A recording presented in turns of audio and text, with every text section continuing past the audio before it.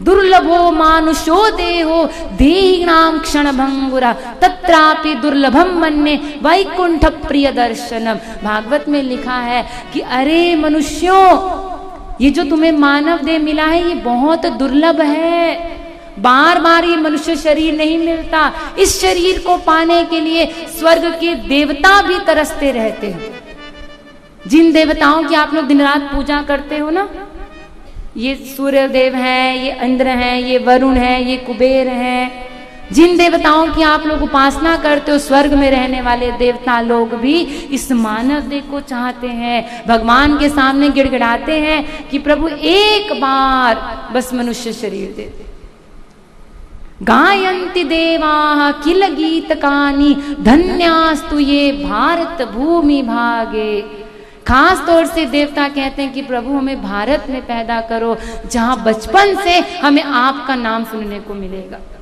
बचपन से यहाँ हर जीव को भगवान का नाम सुनने को मिलता है।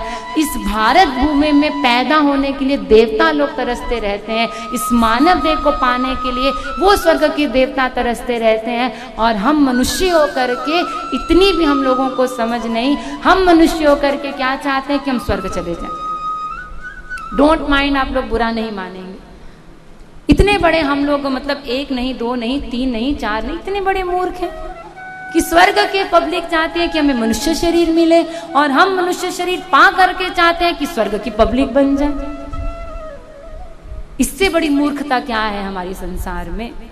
जबकि शास्त्र कहते हैं कि इष्टापूर्तम मन्यमाना वरिष्ठम नान्यच्छ्रेयो वेदयन्ते प्रमूढ़ाः। शास्त्र कहते हैं कि जो जीवात्मा इस मनुष्य शरीर को पा करके स्वर्ग जाने की इच्छा रखता है ना, और उसके लिए कर्म करता है कि हमें स्वर्ग मिल जाए, तो शास्त्र कहते हैं प्रमूढ़ा, वो घोर मूर्ख है। घोर मूर्ख है जो स्वर्ग पाने के लिए इच्छा करता है इस मनुष्य शरीर को पा करके। प्रमूढ़ा, घोर मूर्खों को भगवान स्वर्ग देते हैं। और हम लोगों को देखो, किसी के मरने पर आप लोग क्या लिखते हैं? स्वर्गवासी। अमुक पिताजी का स्वर्गवास हो गया।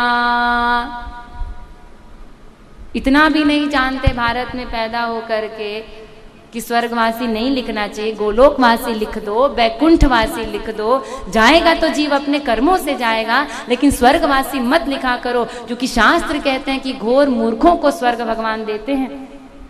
घोर मूर्खों को। तो आप लोग तो स्वयं अपने जाने वालों को डिग्री दे देते हैं कि हमारे जाने वाले पिताजी घोर मूर्ख थे, इसलिए चले गए स्वर्ग। आप लोग स्वयं डिग्री लगा देंगे, स्टैंप लगा देते हैं कि हमारे पिताजी घोर मूर्ख थे इसलिए स्वर्ग गए, क्योंकि वो स्वर्ग के देवता तरसते हैं मानव देह के लिए। क्यों तरसते हैं इस मानव देह के लिए? ऐसी क्या खास बात है हम लोगों के अंदर? क्या खास बात है?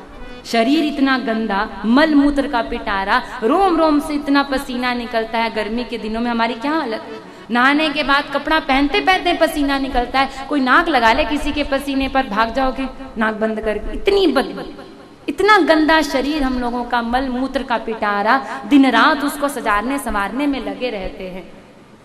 क्या खास बात है हमारे अंदर?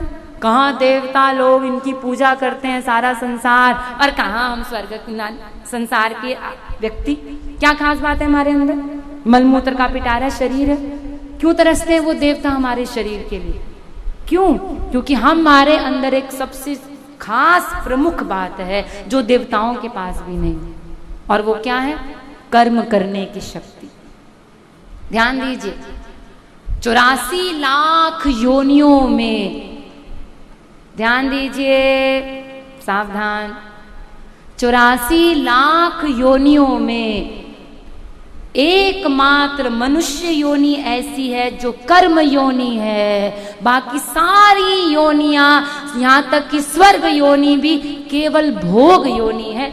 जहां जीवात्मा अपने कर्मों को भोगने के लिए जाता है, वहां जाकर के आप नया कर्म नहीं कर सकते।